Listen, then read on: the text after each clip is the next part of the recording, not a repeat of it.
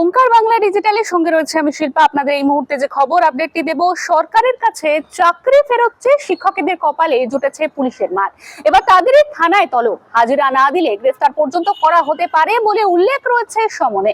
সরকারি সম্পত্তি নষ্ট, সরকারি কর্মীদের মারধর ও আটকের অভিযোগে মামলা উঠেছে শিক্ষকদের বিরুদ্ধে। এই অভিযোগে 15 জন আন্দোলনকারীকে চিহ্নিত করেছে পুলিশ। অপারেশন সিঁদুরের পর সন্ত্রাসবাদ ইস্যুতে পাকিস্তানকে কোণঠাসা করতে ভারতের বিশ্বব্যাপী প্রচারের প্রতিনিধি দলে রয়েছে বাংলার দুই সাংসদ, তৃণমূলের ইউসুফ পাঠান ও বিজেপির শ্রমিক ভট্টাচার্য। রবিবার সকালে হায়দ্রাবাদের ঐতিহাসিক চারমিনারের কাছে ভয়াবহ অগ্নিকাণ্ড ঘটনায় মৃত্যু হয়েছে অন্তত 17 জনের।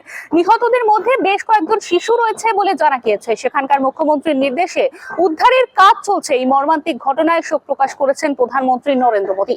পাশাপাশি নিহতদের পরিবারের জন্য আর্থিক সহায়তার কথা ঘোষণা করেছেন তিনি।